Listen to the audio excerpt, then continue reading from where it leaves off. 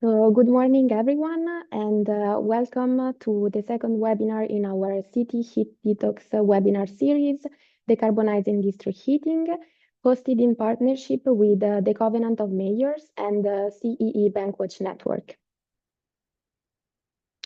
My name is Sara Comparetto. I'm the Engagement Officer for Youth and Cities at Euroheat Power, and I'm happy to guide you through today's session where we'll explore an inspiring example of heat decarbonization from the city of Salaspils in Latvia. So, why are we here today? Heating infrastructure plays a crucial role in our cities, but for too long, it has depended on fossil fuels.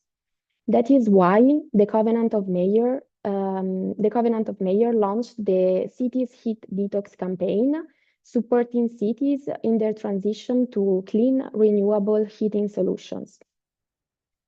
If you're interested to learn more about the campaign and the city heat decarbonization journey, you can watch the recording of our first webinar about the city of Prague on Euroheat Power YouTube channel. But today we'll focus on Salaspils, Latvia, a city that has reduced its its heat-related CO2 emissions by 88% since 2017. And with the solar power district heating system already in place and plans to recover waste heat from data centers, Salaspils stands as a powerful example of how cities can decarbonize their heating systems. This webinar is also a great opportunity to introduce the crash course for cities, which will take place in Prague on the 3rd of June in conjunction with the Euroheat Power Congress. This training program on district heating and cooling is tailored for local authorities, city representatives, government officials, and 100% municipally owned companies that are looking to accelerate their heating transition. Also, we are thankful to CEE Bankwatch Network for supporting this initiative, and this is why we also want to focus on their contribution to the energy transition in Central and Eastern Europe. Today, we are lucky to have two amazing experts with us. Morgan Henley, who is a renewable district heating campaigner at CEE Bankwatch Network. She focuses on how public funds can support cities in Central and Eastern Europe in decarbonizing district heating. And Ina Berzina-Veita, who is member of the board of Salaspils Siltums, president of the Latvian Association of Heating Companies, and an advisor to the Minister of Climate and Energy of Latvia.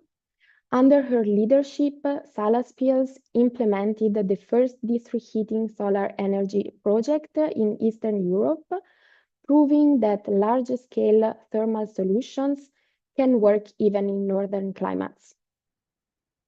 I would also like to mention that this webinar will be recorded and the slides will be sent out the day after the webinar. You will also be able to ask your questions during the presentations, so feel free to type them in the Q&A section and we will address them after the presentations. So that being said, let's get started, and Morgan, the floor is yours. Hello, everyone, and yeah, thanks Euroheat Power for inviting me here. I'm happy to speak on such a topic, and I'm very happy to be also with the story of Salaspils, which is one of my favorites. So I'm glad that I get to, be the opener for what will be a nice main act, I would say. I don't know if I've met any of you, but as mentioned before, my name is Morgan Henley. I work at an NGO called CEE Bankwatch, and I specifically focus on how to decarbonize district heating in Central and Eastern Europe using public finance, so mostly EU funds, but also a little bit from the European Investment Bank. And I have a colleague who focuses on the European Bank for Reconstruction and Development, mostly in the Western Balkans. So if you ever have any questions on that, we're happy to discuss anything with you.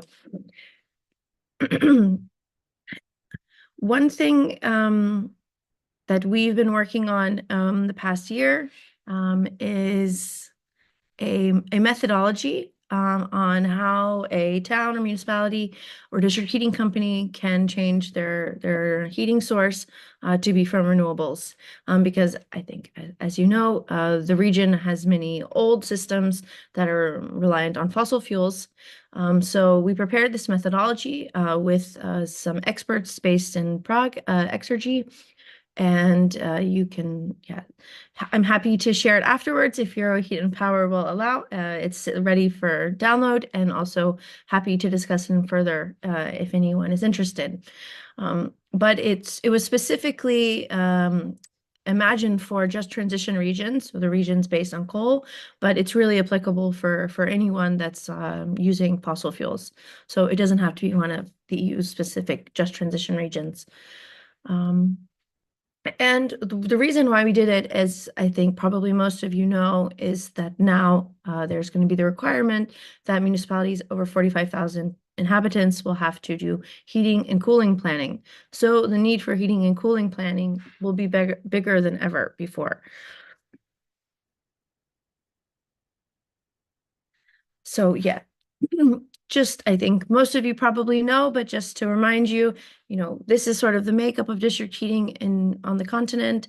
So I'm based in Prague, so Czech Republic. So characteristic of the whole region, there's a lot of aging systems. Here it's still a lot of coal use, but some going to gas. Here are some numbers, and yeah. Whereas in the Nordics, there's more quicker transition to renewables. And then, yeah, the Baltics are something in between. And I think we'll see the innovation that's happening there.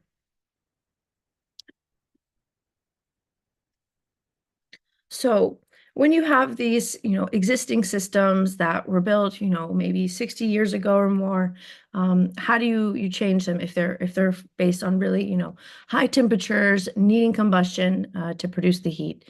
So, there's a few different suggestions that we would always ask to consider.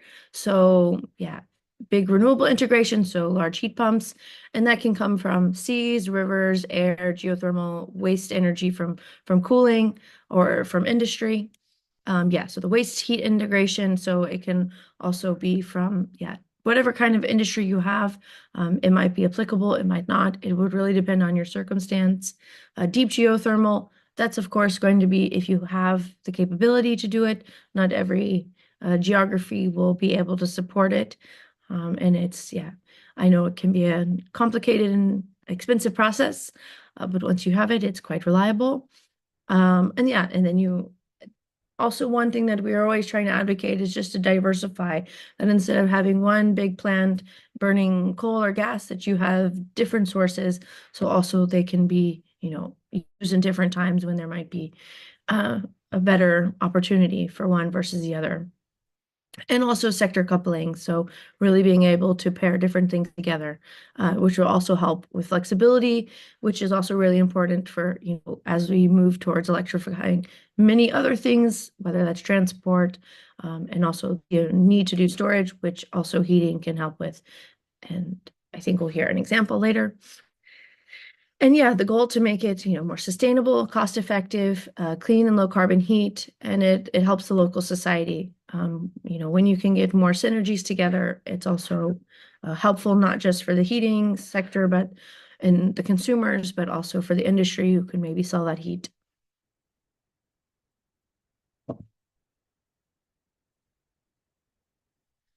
And the way to do that, well, there's many ways. So yeah, I think we have a mix of participants here. So a bit of from the district heating company side, but also maybe municipalities.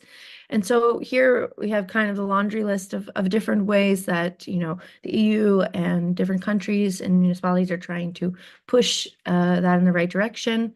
So different markets, we see here in the East that the EU ETS is having a really giant impact on the heating sector and moving away from coal because it's just getting financially really difficult. I mean, also the electricity prices and how it's used for heating can vary. Legislation. So there's, I will get into it a bit more, but here's a list of acronyms from the latest EU package. So the Energy Efficiency Directive, Renewable Energy Directive, European Buildings Directive, Best Available Technology, etc. These are probably familiar to you if you follow EU legislation. Then, yeah, other pieces of regulation on the national level, tariffs, prices, subsidies, that will probably also come on the national level, client expectations, and also the understanding of what services are provided by a district heating company. It's also something, which can change over time, and, looking at heat as a selling comfort, not necessarily selling amount of heat. Because if we improve the efficiency, it's also about, just making sure people feel comfortable at home and not necessarily how much heat we can actually sell them. And then competition, there is also, the reality that in some places, disconnecting from district heating is happening, and people are moving to their own individual boilers. So how to do that in a way that doesn't, really jeopardize the future of entire heat networks, which we have seen before happening, where entire heat networks just go into disuse because there were too many disconnections.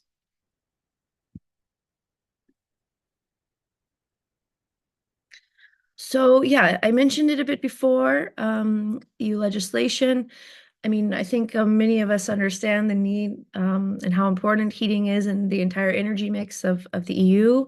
And it is a bit unfortunate, but the heating sector is kind of hidden in multiple pieces of legislation.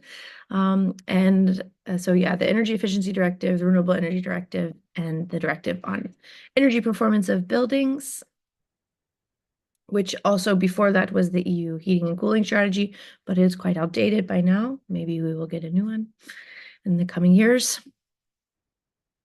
But I think the one that's the most important for us is the Energy Efficiency Directive, the EED. And it's quite long. There's many different provisions in it, but the one that's the most, I think, useful for us to look at here is the heating and cooling assessment and planning. So there's a lot of text and requirements in here. But I think I just highlighted it sort of the general main points. So you can, I mean, this is the actual language of the legislation, but so you need to do the assessment. You need to make sure the stakeholders can participate. You need to do a benefit analysis for the different policies and and also identify what the potential is. And then you have, yeah, this planning requirement for 45,000 inhabitant municipalities or more. So yeah, this is also a lot of different things to consider when doing these plans. And what we provided in this methodology is kind of a checklist of all of these things to look at. So yeah, discussing with different stakeholders, consider their existing energy infrastructure, putting energy efficiency first. This is the whole kind of guiding principle of the EED.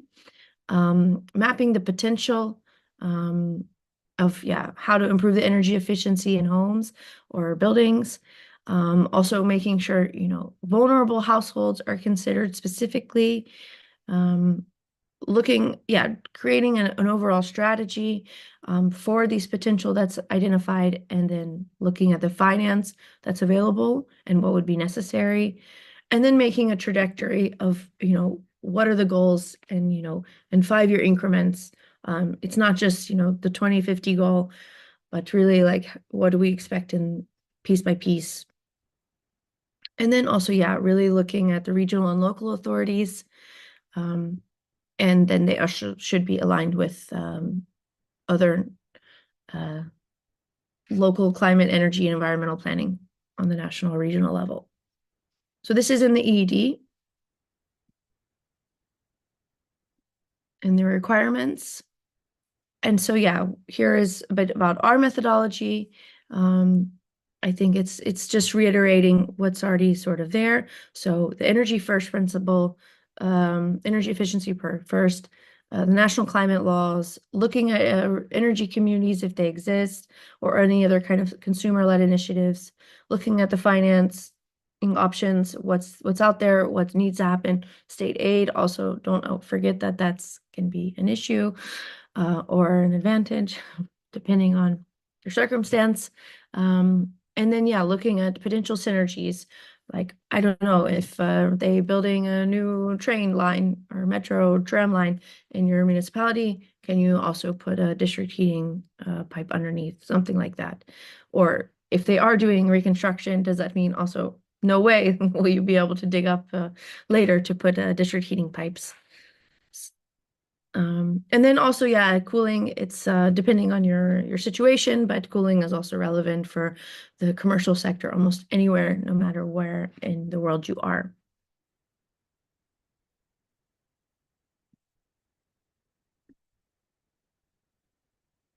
So I added a theme to the images for the rest of the presentation. I don't know if you know this series of children's books. It's called Busy Town. It's American. I'm from the US. And it's basically about a happy town where, you have different animals living together. And I thought it was kind of a nice idea of thinking about, this is actually how we need to plan our district heating is, everyone needs to be in touch with everyone and talking about, how can we help each other and how can we find the best ways to cooperate. So yeah, here is again a list, and just to reiterate, like the municipality when doing these plannings really should look at the different stakeholders. So all the affected different public authorities, businesses, public interest groups, so large scale consumers of heat or gas, so the big companies, if they're using a lot of gas, how would they be able to transition out of that for their heating needs? I don't know, or yeah, small businesses that also need to be considered as well, but might be using quite a lot, whether it's grocery stores or malls or I don't know, schools, if you're getting to the public sectors. Um, then yeah, the bordering municipalities. I mean, one thing that's also the 45,000 that it shouldn't like this is the requirement, but also if there are smaller municipalities around, it's also I think important to go hand in hand because there can also be synergies.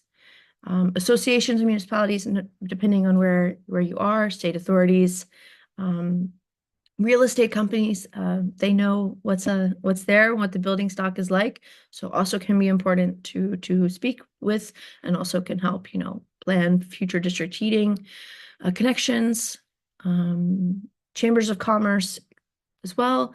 And then, yeah, any other operators of energy infrastructure, heating. So, and that's present or future. So it doesn't have to just be, the existing big utility, but maybe smaller startups that are happening as well. And then, yeah, any renewable or waste heat producers.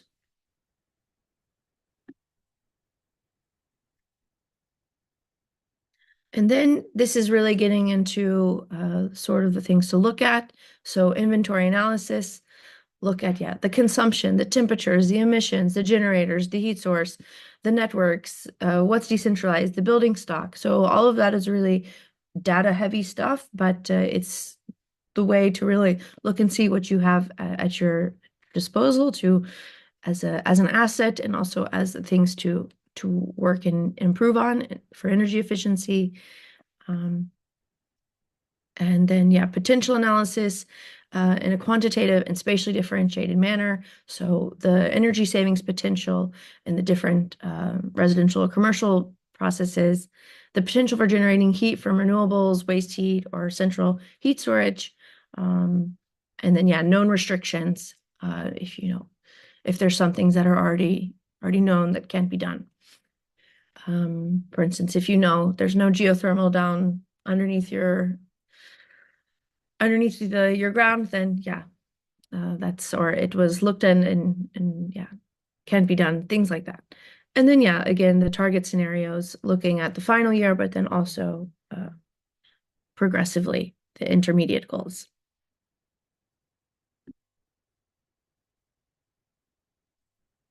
So yeah, different heat area supplies for the construction or expansion of district heating and cooling, for decentralized heat supplies in areas with increased potential. Then yeah, description of types of heat supply. So yeah, very probable, very suitable or not suitable. So just really mapping out and saying this is, very likely to be, if you have a river, very likely you could put a heat pump on it. If you have, I don't know, but it's really cold or something, then maybe not. So it will all really depend on your geographical reality. And then, yeah, the most important thing is the implementation. A plan is only as good as it is used. So really also making sure that it can be put into use. So yeah, what are the dates? What are the costs? Who's going to pay the cost? What are the positive impacts the measures will have? And like, what are the objectives of it? Yeah, also really measures on how to target the consumers to make sure that, they're brought along in the process as well. Risk and sensitivity analysis needs to be done also when implementing. And yeah, it also can, there might be specific scenarios that come up with district heating consumers or producers that may also have to be case by case.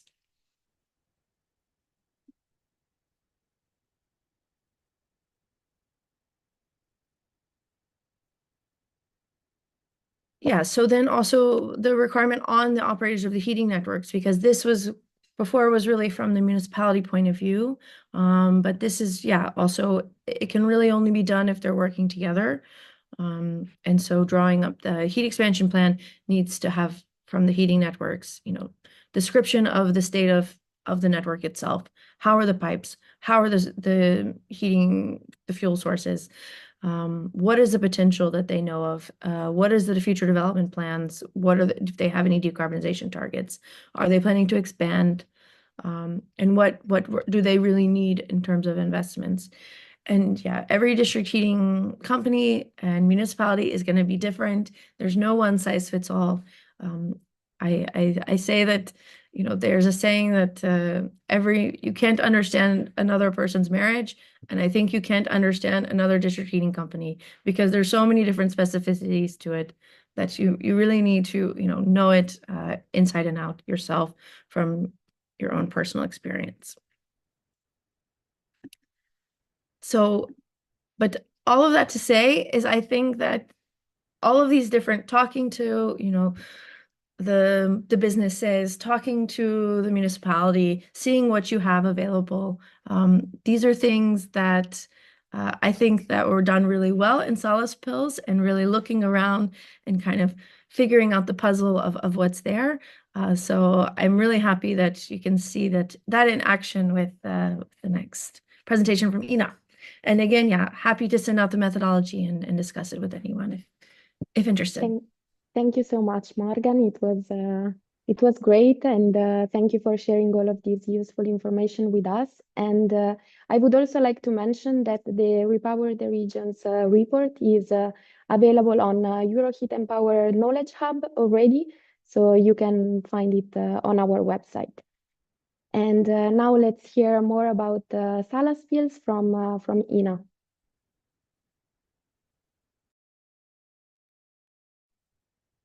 So, hello everybody here, there. The topic of my presentation is actually Salaspils speedy heat detox, but I'm going to talk about a little bit more than 10 years. So, and then we can decide, is it speedy or about myself. My name is Ina Berziņa-Veita, and I'm a managing director of Salaspils Siltums District Heating Company, and I'm also the president of District Heating Association in Latvia. And my aim is sustainable energy, and I'm focused on emission-free technologies. That's what I'm looking for about more than 10 years already. So a little bit about Latvia. More than 65% in Latvia are using district heating energy. And There is 2,000 kilometers and quite low heat losses in the pipe. This is the job of the last years. And as you know, Latvia is a small country with only 1.9 million inhabitants, and the big part of, let's say, nearly half is living in Riga, and Riga is also the biggest district heating system in Latvia. So, Salaspils community is placed just behind Riga, and it's only 24,000 inhabitants in municipality, and we are serving for about 20,000 inhabitants in municipality with district heating. And there is 3 areas like Salaspils, it's the major city there, and then we have Salkalne and Atsone, where we have in Atsone we are only operator and taking the heat from the same plant which is supplying CHP plant which is supplying to Riga. We are an operator who is trying to do it as efficient as it possible in this small village. In general, our clients are in Salaspils. We are producer and also transporting and distributing. Our clients are the houses.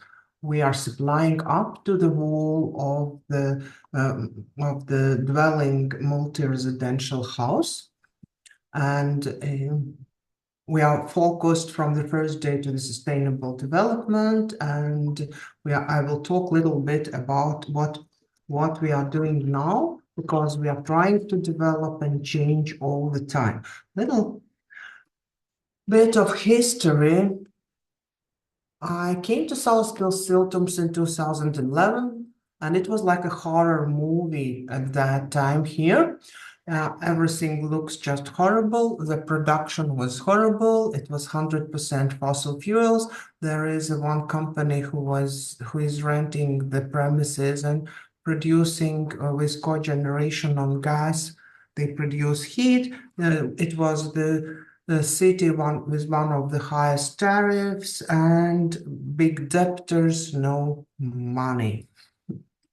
So, and then what we did, first of all, we did the inspection of all things, and we replaced the old gas boilers and efficient with the new one, with automated. That was the first step what we did.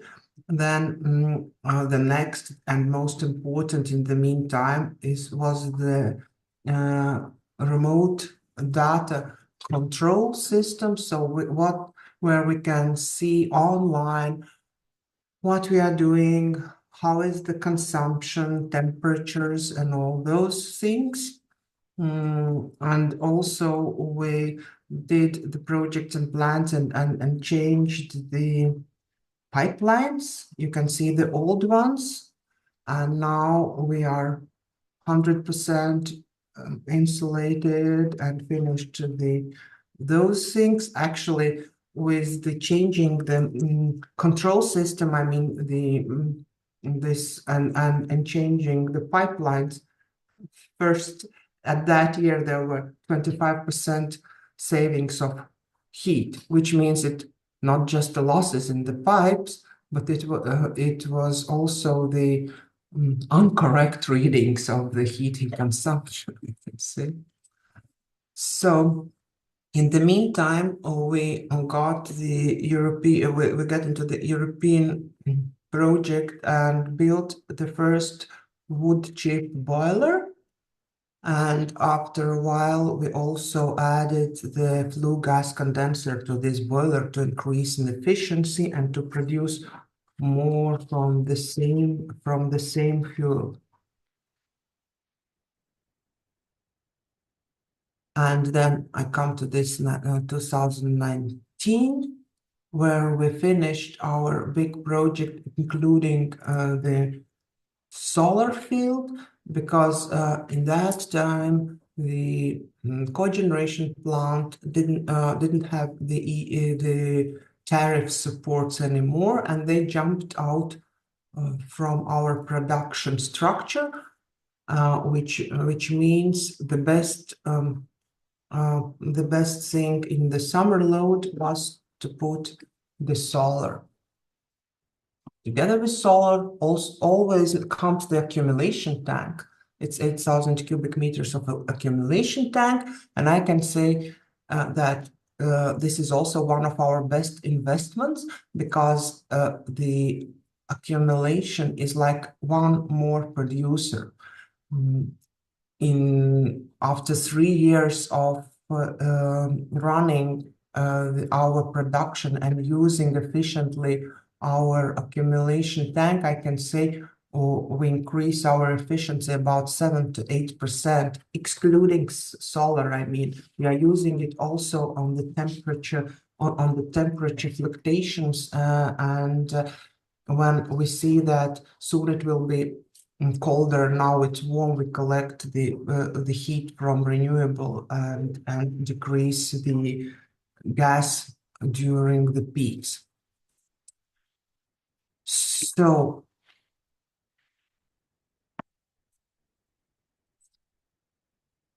then we now on today our structure looks like this. Production structure, where is the priorities. First priority is the solar. The next priority is the wood chips, and the third is like a peak, and this is the natural gas. We still have all old previous installment of gas, but you are using them not so much. So that's how our diversification looks today. 94% renewables, including solar, and 6% of natural gas. So what we gained, I can say on today we decreased the CO2 emissions on 93%, and this is last year data together, and also, we reduced the annual heat losses from 22 to less than 10% per annum. That is the size of our solar field. That's how it looks about 3 days ago, when we had at last had the winter time. And I can say yesterday, although it's a snow, it's melted, and we produced 22 megawatts of heat from solar. So,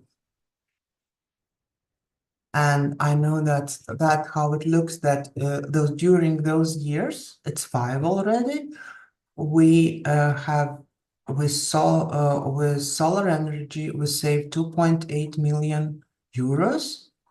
And as you see on the graph, it's the approximate production from solar, and it's more or less the same.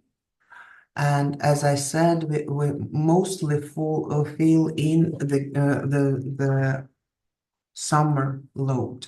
The blue color is actually the natural gas boilers. As you see, we cover the peaks, and in the summertime, we are using gas when it's not enough sun, and the accumulation tanks, which accumulates up to 5 days, it's already empty. And that is now we have already ready the project that we want to replace and to take away as much as possible gas, and especially during the summertime, it's a good place for the heat pump here. Always, it's a big interest of the cost of the project. As you know, it's 3 main parts there. It's a solar collector field, storage tank, and wood chip boiler house, modern with the condenser and all filters, as you know. So you can see the price of of those parts, each of them, and then also how we finance it. We got the EU funding, we got the loan, and banks are always happy to finance on good conditions such projects which are green. And we also had our own investment, including emission trading quotas, which we saved because of renewable and reducing of CO2. So I want to say that's very important that when we put that remote control system, we have a bigger connection with inhabitants. We are talking with them, we're helping to put the right temperatures for the houses. With this controlling and communicating with every house, we reduce the consumption of the house because it's optimum, not too hot, we regulate the automatic system so they are using as optimum as possible. They have savings about 10%. 10% in each house. In the meantime, actually, we have a very good connection with our municipality, and that's why we got also the idea that each house in the municipality then which is going to renovate to fulfill all this papers or make the projects for renovation and all and financing and all those things. It's a huge job to renovate. It's only a small part or to do the construction, but to make the right decisions of the house, to make the right papers, to apply for them, to control them. And we decided that we will do it for our municipality because we're municipality-owned enterprise. And we started to help inhabitants to renovate their houses. I mean, with the paperwork.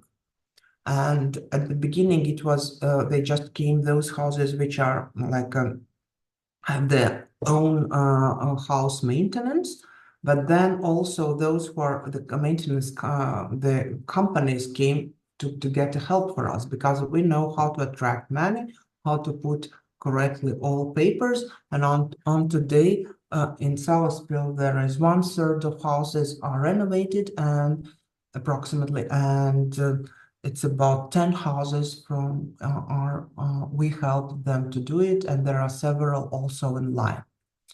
So we also communicate with schools. We invite schools and kindergartens to visit us, and once a year in August we have the open days. Open days means when the families can come to us and we are showing what we are doing. We are making different attractions or games for kids, as you can see on the pictures. And at the end, we got like people are proud that they are living in Salaspils, and there are more and more new clients are looking for possibilities how to connect to us. So, and it was a little bit more than a year ago. There is one area which you see on the picture connected to the district heating. It's 11 multi-dwelling houses, and it's very interesting how they now look on that, because when they are used the local heating as gas boilers, which actually was quite, as it's written on the papers, that it's more than 90% efficiency. When we checked their bills and looked on we see that the efficiency of such a boiler, which are using individually or in the house, can't exceed 60%, because it's you switch on, you switch off. You're not professionals, and as I said, everybody has to do what they know professionally how to do it, and we know better how to do the heating and how to do it more efficiently, and I can say they are very happy. So And as I mentioned, it's very important also to have the good cooperation with the municipality, and we really do. And we settled in Salaspils the district heating area, as you see on the map. And in Salaspils municipality, first priority is district heating, and then it's a zero emission technology and in the area of district heating, where if we can supply technically or economically reasonable, because we have such requests where we can't supply, it's too expensive or impossible to supply. But anyhow, district heating is the first, and the next is zero emission technology. You can't put anything which is burning in this area. I mean, you can put heat pump or electrical. So the next steps, or the steps which we are working on already several years, it's electrification, it says, and digitalization. And if we're talking about the digitalization, we are talking about the twin system to our production and supply system, because we are becoming more and more complicated. With electrification, we have been working for several years, and we got one project across the road here.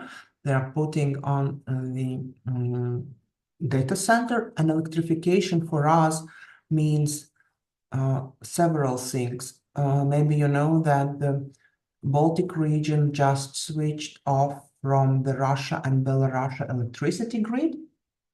And we are very good of taking off the electricity peak and balance the electricity networks. So we are putting on the electrical boiler.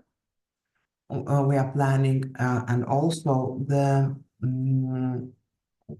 electrical batteries. Now we have with the heat accumulation, we will have also the electrical batteries in order to even out the price of heat production for us. And as I said, it's also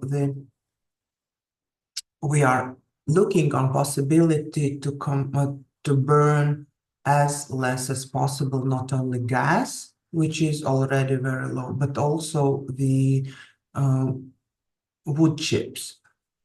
And as I said, this is a data center which we managed to get here across the street, and they're now building their one of the biggest data centers in Latvia. So we will use their heat, also with the heat pump, which again decrease our annual burning up to 15%. So that's how we look.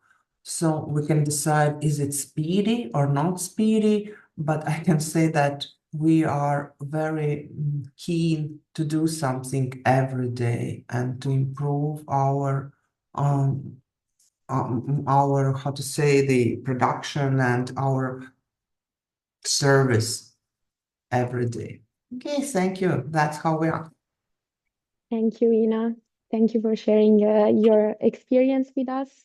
And I also actually saw that you won the Global District Energy Climate Awards. And yeah, congratulations. Yes, thank you. It was actually before the solar field. It was when we moved from horror movie to the first renewable boiler. And actually, it's very important, as Morgan said, the efficiency. We really improved the efficiency of every point of our enterprise. Thank you very much. Indeed. And maybe I take this opportunity also to tell you that the Global District Energy Climate Awards are also open now. So as Ina did, maybe we can encourage you to also take part to this initiative and try to gain visibility for your project. So we actually have a few questions for our speakers, and maybe we can start with you, Ina. So we have one question, which is how do you convince customers to switch towards district heating?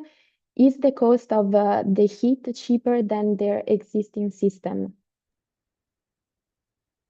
Actually, it is. I didn't mention that since we are very transparent, from the first day we are publishing our tariff, we are showing the consumption of each house. We are showing the difference. Actually, our tariffs are very, very stable. And also, since we are diversified, and also during the crisis, we showed that the in other district systems, district heating system, or especially for those who have been using electricity or gas or any other, we had been stable at our price.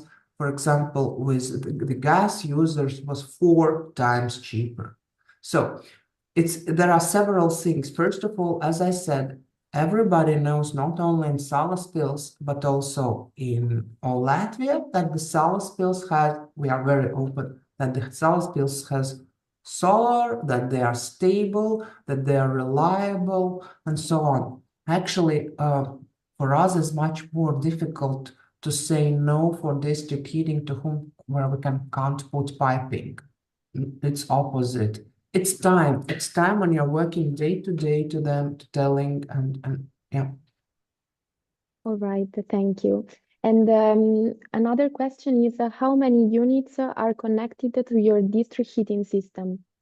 In Salaspils there are 220 houses and commercial buildings. All right. And another question we have, so first, congratulations. They say it's an extremely well thought heat transition. And who is supporting you in developing and adapting the decarbonization strategy? Your own utility experts or consultants? It's our own, and the next our how to say the vision. We are learning all the time. We are participating in different conferences all over the world. We are looking for new solutions. We are yes, it's our own, and then we look the best examples all over the world and see how we can adapt in our system. So but mainly we are ourselves plus those who know the technology better. All right, thank you. And I also had a question for you because you mentioned that the next steps for Salaspils include electrification and waste heat recovery. And what do you think are the main technical and financial barriers to implementing these changes? The main barriers, as Morgan mentioned, is electricity price probably when you are and to find the best size of the heat pump. If we're using waste heat, it's one thing. Yeah, we are adapting to the waste heat which is coming out, but we want to put bigger also an air to water, and here is the not to put it too big and not to put it too small, which means also a connection to the electricity price. And especially now it's very fluctuating, as you know.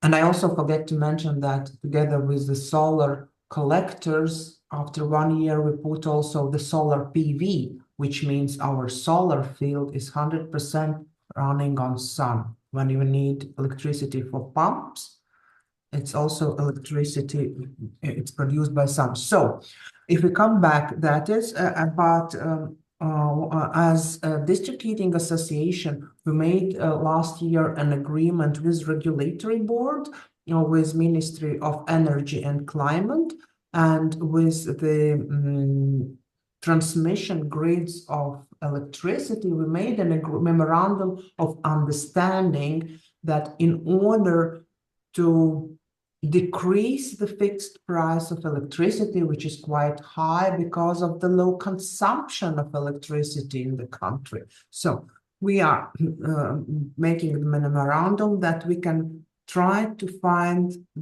how to lower at the beginning the price of this fixed price of electricity in order to increase the consumption and lower the price for everybody afterwards, which means electricity price is one of the crucial questions. And then I see it's also the question about the heat price, as I said, how big it's about 60 to 70 euros per megawatt hour, and it stands all the time in these lines.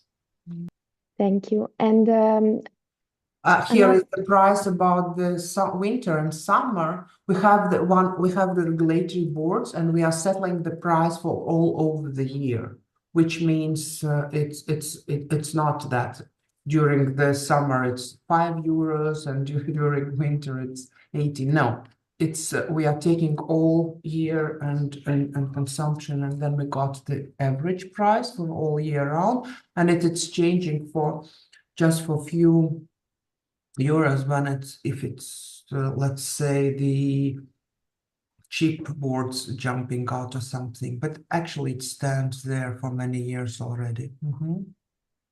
I see, thank you. And one last question for you. Have Salaspils considered tapping its sewer network to recycle the waste heat within wastewater via heat pumps for use in the district heating system? Yes, we have been looking on this possibility. We are on the way. Maybe it will be the next step. Okay, thank you. And Morgan, I also have a question for you. Do you have any recommendations on how to fight the disconnections in CEE district heating networks? Any success stories to share? Well, I mean, it will depend on your circumstance if you're allowed to disconnect. Some places they have legislation that forbids it, or you can make it very expensive. I think that's the case in most of the Czech Republic, which, yeah, is not exactly the most consumer friendly. So ideally, you wouldn't have to go to those kinds of measures. I think Salaspils is actually a nice story of consumers wanting to connect. And instead of this in mass, but I think it also it means being consumer minded as well, and having these things like open days where people can come by and being forward and having a help desk if someone comes in and needs help. And I mean, it also depends on who are your customers. Maybe you have really low income people, or you have really elderly people who don't have so much time to, I don't know, send emails or call or something, or foreigners, I don't know, who feel intimidated to do it. So I think it's also about making it really user friendly. But I think Ina has really good work examples.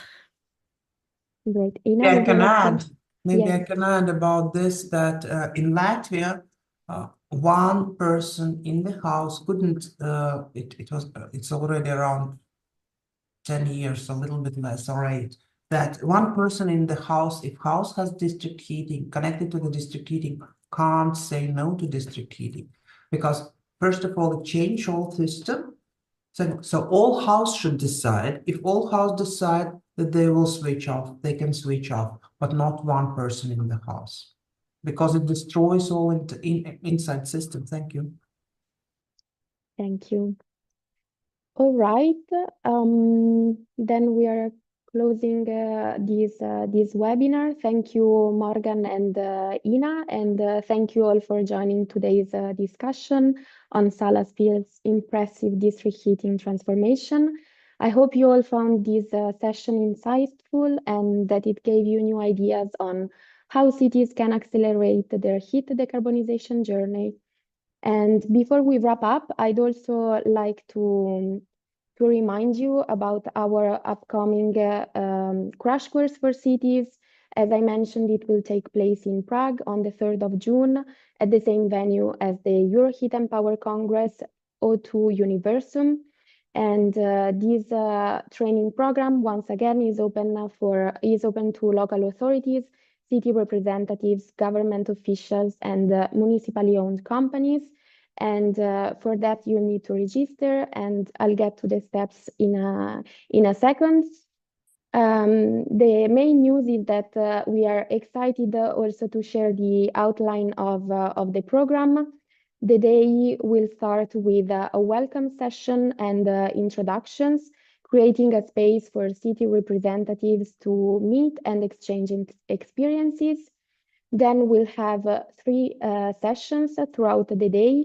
The first one, Heat Without Burning, will focus on renewable heat sources such as geothermal energy, large-scale heat pumps, waste heat recovery, and alternative heat sources. The second session, Renew Your District Heating and Cooling, will explore building renovation, refurbishing existing networks, and innovative ways to upgrade district heating infrastructure. And the last session, Get Everyone on Board, we'll look at stakeholder engagement, marketing, financing, and business models to support the transition. Regarding the technical site visit, we are still waiting for confirmation, and more information will follow.